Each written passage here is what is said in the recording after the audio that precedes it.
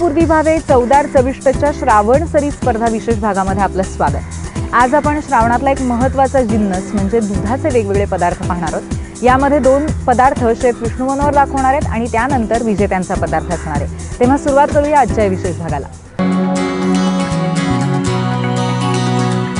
मटाराच्या दाण्यांचा वापर आपण वेगवेगळ्या भाज्यांमध्ये नेहमीच करतो, वाटाण्यांची उसळही करतो, पण आज मात्र श्रावणाच्या निमित्ताने खास दुधाचा वापर करून आपण एक मटाराची भाजी पाहणार आहोत, ज्याचं नाव आहे मटाराची सात्विक भाजी।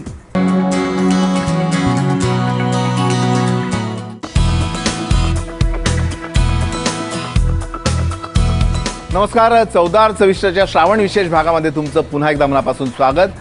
आणि आजची थीम आहे दूध आणि दुधापासून तयार केलेले वेगवेगळे पदार्थ, त्याला सुद्धा अप्रतिम असा प्रतिसाद मिळाला आणि त्यातल्या काही निवडक रेसिपीज आम्ही सिलेक्ट केल्या। त्यातली एक रेसिपी विनर ठरलेली आहे। विनर रेसिपी कोण ही मी भागाच्या शेवटी तुम्हाला सांगेन, पण आत्ता जी माझी रेसिपी आहे ती सात्विक मटाराची भाजी असा प्रकार आहे। त्यासाठी साहित्य आपल्याला लागेल पनीर, बारीक चिरलेली हिरवी मिरची, भाजलेली कणिक, बारीक चिरलेली कोथिंबीर, मीठ, साजूक तूप, मटार आणि दूध। दूध आपली मेन थीम आहे आणि यासाठी सगळ्यात पहिले आपल्याला पनीरचे असे मीडियम साईजचे मध्यम आकाराचे चौकोनी तुकडे करून घ्यायचे। अतिशय साधा असा भाजीचा प्रकार आहे, याला कुठलाही मसाला आपण वापरत नाही आहे। हे पनीरचे तुकडे आणि त्यामध्ये थोडंसं तूप आपण घालूया। आता आपण हे पनीरचे तुकडे जे आहेत ते व्यवस्थित परतून घ्यायचे आहे तांबूस रंगाचे होईस्तोवर।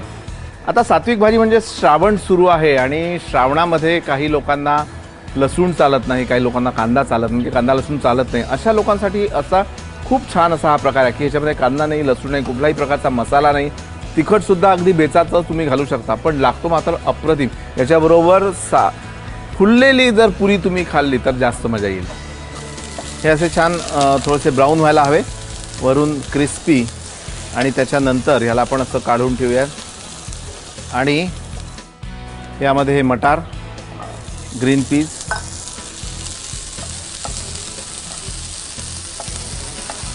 हिरवे ताजे मटार आणि त्याच्यामध्ये दूध आपल्याला छान उकळून घ्यायचं आहे। आणि हे मटार जे आहेत ते दुधामध्येच शिजायला हवे, म्हणजे दूधही घट्ट होईल आणि त्यामध्ये मटार सुद्धा शिजतील आणि तीच याची ग्रेव्ही असेल। यामध्ये चवीनुसार थोडीशी हिरवी मिरची,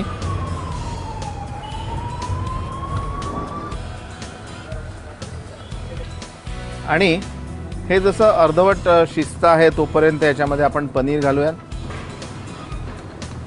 म्हणजे पनीर सुद्धा त्याच्याबरोबर शिजून छान मौशार होतील।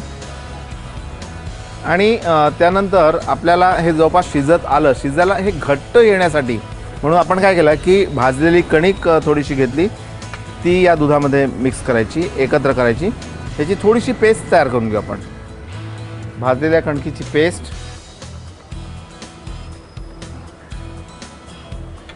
त्यामध्ये घालून हे सगळं एकत्र करून घ्यायचं, त्याच्यामुळे हे घट्ट होईल। मीठ सगळ्यात शेवटी घालायचं याचं कारण की किती तुमचं दूध आटलं आणि भाजीची क्वांटिटी किती झाली हे बघून आपल्याला मीठ घालायचं आहे। आणि हे व्यवस्थित घट्ट झाल्यानंतर गॅस बंद करायचा आणि त्यामध्ये 1 चमचा साजूक तूप,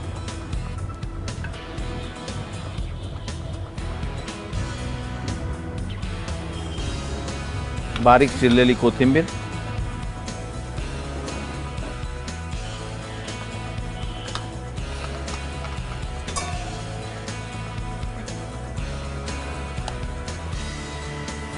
आणि नंतर छान फुललेल्या पुऱ्यांबरोबर हिचा मजा घ्यायचा। आणि अशा पद्धतीने आपली ही तयार आहे सात्विक दूध मटारची भाजी।